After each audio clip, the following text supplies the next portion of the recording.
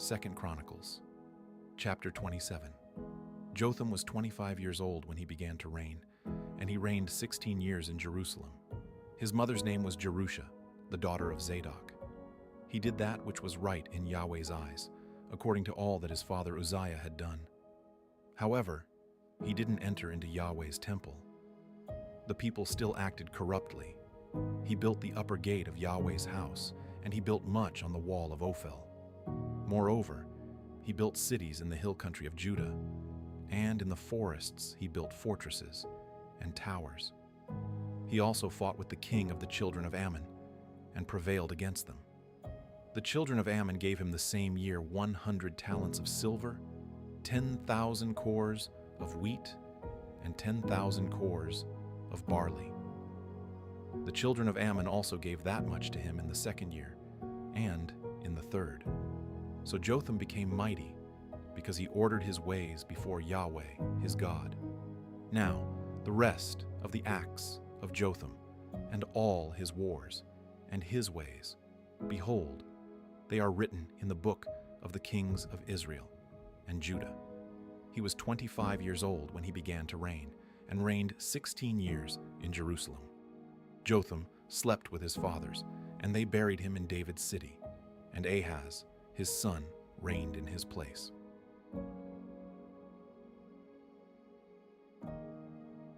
Isaiah chapter 9. But there shall be no more gloom for her who was in anguish. In the former time he brought into contempt the land of Zebulun and the land of Naphtali, but in the latter time he has made it glorious by the way of the sea, beyond the Jordan, Galilee of the nations. The people who walked in darkness have seen a great light. The light has shined on those who lived in the land of the shadow of death. You have multiplied the nation. You have increased their joy. They rejoice before you according to the joy in harvest, as men rejoice when they divide the plunder. For the yoke of his burden, and the staff of his shoulder, the rod of his oppress, for all the armor of the armed man in the noisy battle, and the garments rolled in blood will be for burning, fuel for the fire. For a child is born to us, a son is given to us, and the government will be on his shoulders. His name will be called Wonderful Counsel, Everlasting Father, Prince of Peace. Of the increase of his government and of peace there shall be no end on David's throne and on his kingdom, to establish it, and to uphold it with justice and with righteousness from that time on, even forever. The zeal of Yahweh of armies will perform this. The Lord sent a word into Jacob, and it falls on Israel. All the people will know, including Ephraim and the inhabitants of Samaria, who say in pride and in arrogance of heart, "The bricks have fallen, but we will build with cut stone. The sycamore fig trees have been cut down, but we will put cedars in their place." Therefore Yahweh will set up on high against him the adversaries of Rezin, and will stir up his enemies, the Syrians in front, and the Philistines behind, and they will devour Israel with open mouth. For all this, his anger is not turned away, but his hand is stretched out still. Yet the people have not turned to him who struck them, neither have they sought Yahweh of armies.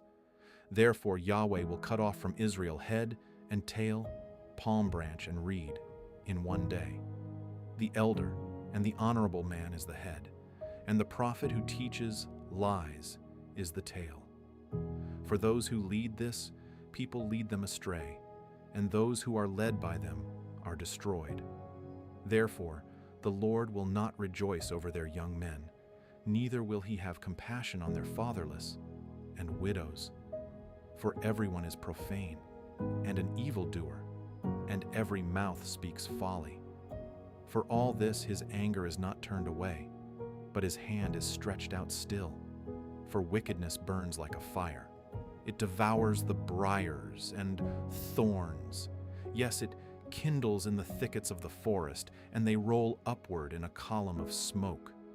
Through Yahweh of armies' wrath, the land is burned up, and the people are the fuel for the fire. No one spares his brother. One will devour on the right hand and be hungry, and he will eat on the left hand, and they will not be satisfied. Everyone will eat the flesh of his own arm, Manasseh eating Ephraim, and Ephraim eating Manasseh, and they together will be against Judah. For all this his anger is not turned away, but his hand is stretched out still. Isaiah chapter 10. Woe to those who decree unrighteous decrees, and to the writers who write oppressive decrees to deprive the needy of justice, and to rob the poor among my people of their rights, that widows may be their plunder, and that they may make the fatherless their prey. What will you do in the day of visitation, and in the desolation which will come from afar? To whom will you flee for help? Where will you leave your wealth? They will only bow down under the prisoners, and will fall under the slain. For all this his anger is not turned away, but his hand is stretched out still. Alas, Assyrian, the rod of my anger, the staff in whose hand is my indignation. I will send him against a profane nation, and against the people who anger me I will give him a command to take the plunder, and to take the prey, and to tread them down like the mire of the streets. However, he doesn't mean so, neither does his heart think so. But it is in his heart to destroy and to cut off not a few nations. For he says, "Aren't all of my princes kings? Isn't Calno like Carchemish? Isn't Hamath like Arpad? Isn't Samaria like Damascus? As my hand has found the kingdoms of the idols, whose engraved images exceeded those of Jerusalem and of Samaria, shall I not, as I have done to Samaria and her idols, so do to Jerusalem and her idols? Therefore it will happen that when the Lord has performed his whole work on Mount Zion and on Jerusalem, I will punish the fruit of the willful, proud heart of the king of Assyria, and the insolence of his arrogant looks. For he has said, by the strength of my hand I have done it, and by my wisdom, for I have understanding. I have removed the boundaries of the peoples, and have robbed their treasures.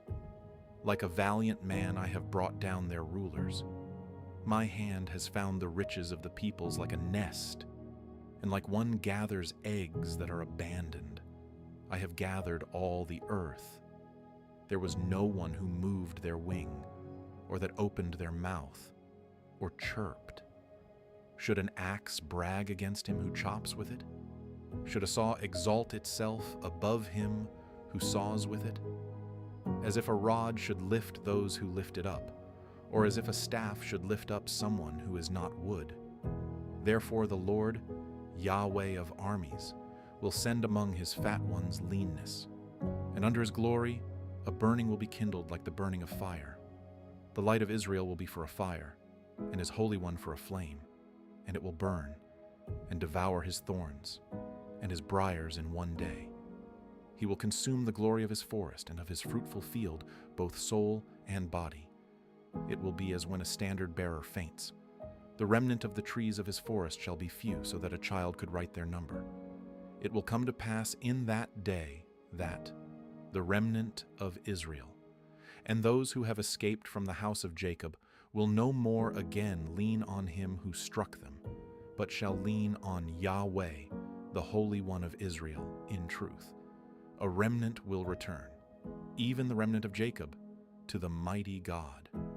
For though your people, Israel, are like the sand of the sea, only a remnant of them will return. A destruction is determined, overflowing with righteousness. For the Lord, Yahweh of armies, will make a full end, and that determined throughout all the earth. Therefore the Lord, Yahweh of armies, says, my people who dwell in Zion, don't be afraid of the Assyrian, though he strike you with the rod, and lift up his staff against you, as Egypt did, for yet a very little while, and the indignation against you will be accomplished, and my anger will be directed to his destruction. Yahweh of armies will stir up a scourge against him, as in the slaughter of Midian at the rock of Oreb. His rod will be over the sea, and he will lift it up like he did against Egypt. It will happen in that day that his burden will depart from off your shoulder, and his yoke from off your neck, and the yoke shall be destroyed because of the anointing oil. He has come to Aiath. He has passed through Migron. At Michmash he stores his baggage. They have gone over the pass. They have taken up their lodging at Geba. Ramah trembles. Gibeah of Saul has fled. Cry aloud with your voice, daughter of Gallim. Listen, Laisha, you poor Anathoth. Madmenah is a fugitive. The inhabitants of Gebim flee for safety. This very day he will halt at Nob. He shakes his hand at the mountain of the daughter of Zion, the hill of Jerusalem. Behold, the Lord, Yahweh of armies, will lop the boughs with terror.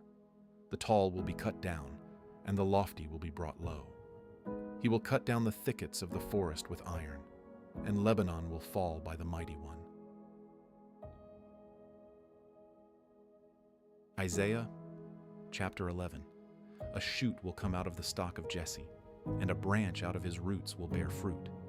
Yahweh's spirit will rest on him, the spirit of wisdom and understanding, the spirit of counsel and might, the spirit of knowledge and of the fear of Yahweh. His delight will be in the fear of Yahweh. He will not judge by the sight of his eyes, neither decide by the hearing of his ears, but he will judge the poor with righteousness and decide with equity for the humble of the earth. He will strike the earth with the rod of his mouth, and with the breath of his lips he will kill the wicked. Righteousness will be the belt around his waist, and faithfulness the belt around his waist. The wolf will live with the lamb, and the leopard will lie down with the young goat, the calf, the young lion, and the fattened calf together, and a little child will lead them. The cow and the bear will graze. Their young ones will lie down together. The lion will eat straw like the ox. The nursing child will play near a cobra's hole, and the weaned child will put his hand on the viper's den. They will not hurt nor destroy in all my holy mountain. For the earth will be full of the knowledge of Yahweh, as the waters cover the sea. It will happen in that day that the nations will seek the root of Jesse, who stands as a banner of the peoples, and his resting place will be glorious. It will happen in that day that the Lord will set his hand again the second time to recover the remnant that is left of his people from Assyria, from Egypt, from Pathros, from Cush, from Elam, from Shinar, from Hamath, and from the islands of the sea. He will set up a banner for the nations, and will assemble the outcasts of Israel, and gather together the dispersed of Judah from the four corners of the earth. The envy also of Ephraim will depart, and those who persecute Judah will be cut off. Ephraim won't envy Judah, and Judah won't persecute Ephraim. They will fly down on the shoulders of the Philistines on the west.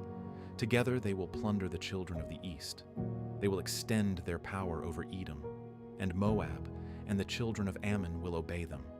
Yahweh will utterly destroy the tongue of the Egyptian sea, and with his scorching wind he will wave his hand over the river, and will split it into 7 streams, and cause men to march over in sandals. There will be a highway for the remnant that is left of his people from Assyria, like there was for Israel in the day that he came up out of the land of Egypt.